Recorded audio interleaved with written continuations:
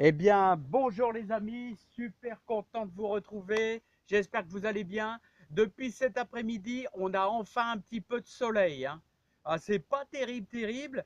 On avait 10, 11 degrés. On monte peut-être un tout petit peu, mais je vous assure, ici, début avril, eh bien, on avait encore, il y a 2 heures, 11 degrés. C'est vraiment pas terrible. Ce printemps est assez frais, hein. Voilà, par contre, on n'a pas de gelée en ce moment, hein. Voilà. Donc, bonjour à tous. Euh, Début du mois d'avril, on a quasiment mangé la première semaine. Et je vous propose de semer les courgettes dans nos petits pots, tout simplement. Voilà, ici, hein. On en mettra 2 par pot, hein. Alors, nous les planterons en pleine terre à partir du 15 mai, pas avant, hein. Voilà. On mélangera donc un petit peu de terreau, un petit peu de terre de jardin et un petit peu de potasse. Ici, tout est déjà fait. Terre de jardin, terreau, potasse, tout est bien mélangé dedans. Les proportions, disons les 3 quarts de terreau quand même. Et puis ensuite, après, un quart de terre de jardin, un voile de potasse. On mélange le tout. Potasse, donc, ce sont des cendres de bois, hein, surtout les cendres de bois. Très important, hein.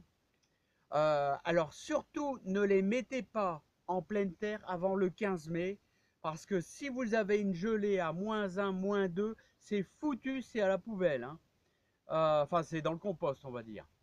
Alors, sachez que chaque année, vous laissez bien grossir une grosse courgette. Vous la laissez bien grossir pour récupérer les graines, hein. Vous laissez un pied de courgette bien vieillir avec une très grosse courgette que vous allez laisser sur le côté dans votre jardin. Et ensuite, après, au mois de janvier, février, on va la percer. Et ensuite, après, vous mettez à sécher vos graines. Alors, vous voyez, voilà les graines de courgettes, là, c'est quand même des gros trucs, hein, déjà, hein.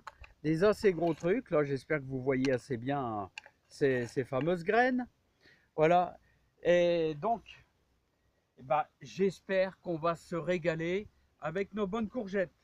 Alors, rien de plus simple, c'est pas compliqué du tout. On remplit à 3 quarts notre, nos petits pots. J'en mets simplement 2. Vous voyez, espacés de 2 à 3 cm. Voilà, on va en faire 6 ou 7. J'espère que je suis à peu près bien cadré, hein. Voilà, je remets allez, 2 cm de terre et de terreau. Un petit tassage léger avec la main. Voilà. Je vous en fais voir un deuxième. Voilà, on attaque à 3 quarts. Voilà, un petit tassage.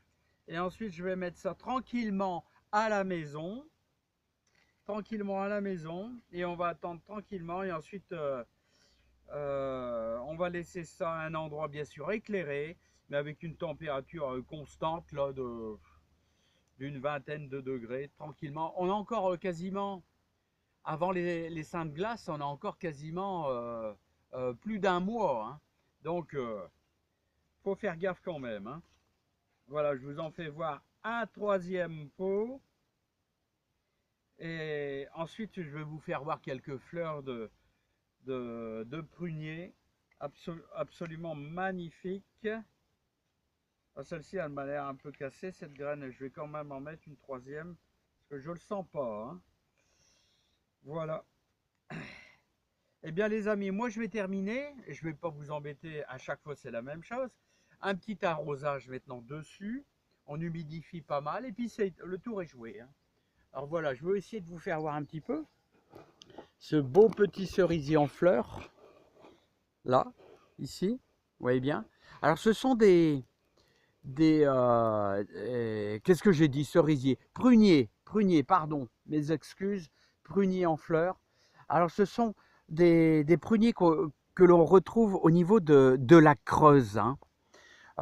Beaucoup dans le centre France, et ça vous donne des prunelles de cette forme-là, orangées voire rouges, et elles sont absolument délicieuses. Ce sont les toutes premières prunes, hein.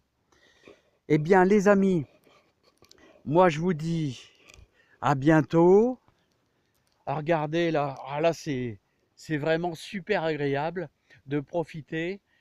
J'espère qu'on aura au moins demain une très très belle journée. À bientôt les amis, bye bye.